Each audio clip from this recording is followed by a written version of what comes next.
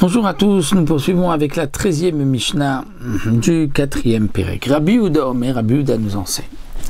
Heve Zahir betalmud, fais attention à ton étude. C'est-à-dire, fais attention lorsque tu étudies, d'être bien précis, de savoir exactement comment a été fixée la halakha. Parce que chez Shgigat Talmud Ola Zadon, si tu as oublié ton étude, ceci t'est considéré comme si tu avais fauté volontairement.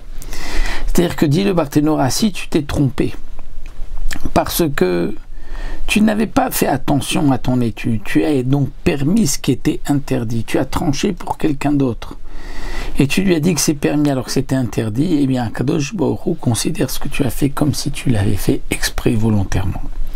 Donc attention, lorsqu'on étudie, d'être médagdek, d'être très précis, de savoir comment la halakha a été fixée. Rabbi Shimon, Omer Rabbi Shimon nous enseigne. Rabbi Shimon, c'est Rabbi Shimon Bar Yochai qui nous dit Shlosha Ktarim. Il y a 3 couronnes mentionnées dans la Torah.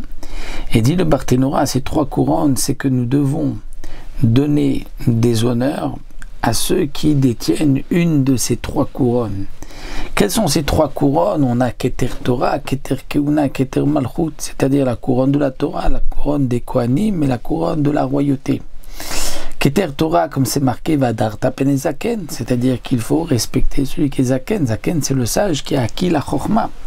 Keter Keuna, comme c'est marqué que le Kohen Vekidashto, Kadosh Yelar, il faut le sanctifier, on lui donne un kabbalah. Le Kohen, on doit toujours lui donner la priorité. Et il y a aussi le Keter Malchut, puisque le roi, nous devons mettre un roi et avoir la crainte du roi. Donc il y a 3 Ktarim, d'ailleurs dans les Mfarshim c'est rapporté que ces 3 Ktarim on le retrouve dans le Mishkan, puisqu'il y avait 3 couronnes, une autour du Aaron, une autour du Shulchan, une autour du Mizbeach, Apnimi du Mizbeach en or. Et donc le Aaron c'est Keter Torah, puisqu'il y avait à l'intérieur du Aaron, les chérubins, il y avait les tables de la loi, la Srita Dibrot, il y avait donc ça correspond au Keter Torah. Le Shulchan, c'est Keter Malchut, puisque ça montre la richesse, la royauté. Et le Mizbeach, c'est Keter Keuna. Et ici, Rabbi Shimon vient nous dire Keter Shem Tov Ole Al Gabem. Le Keter Shem Tov, dire la couronne de la bonne renommée, Ole monte Al Gabem sur les 3 premières. Alors le Barthénora explique qu'est-ce que cela veut dire, parce qu'en vérité, il n'y a pas une quatrième couronne mentionnée.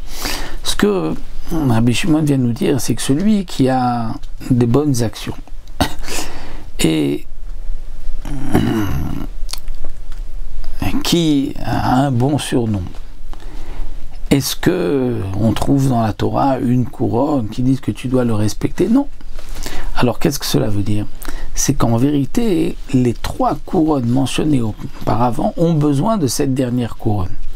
Parce que si c'est un Talmid Chacham qui a une mauvaise conduite, nous avons le droit de le mépriser. Si c'est un Kohen Gadol qui se conduit mal aussi, on a le droit de le mépriser, comme c'est marqué dans la Gemara. Et si c'est un roi, aussi il faut qu'il se conduise comme Oseh Maaseh Amecha, c'est-à-dire qu'il se conduise bien comme un Israël doit se conduire. Donc le Keter Shem Tov Al Gabem, c'est-à-dire que les 3 Ktarim que nous avons vus, où nous devons respecter celui qui détient la Torah, ou la Keuna, ou la Malchut, c'est lorsqu'il y a le Keter Shem Tov, c'est-à-dire qu'ils ont aussi la bonne renommée, qu'ils se conduisent bien, qu'ils ont une conduite irréprochable, c'est là qu'on doit leur donner du kavod. Sinon, on ne leur donnera pas de kavod, et au contraire, il est marqué qu'on a le droit de les mépriser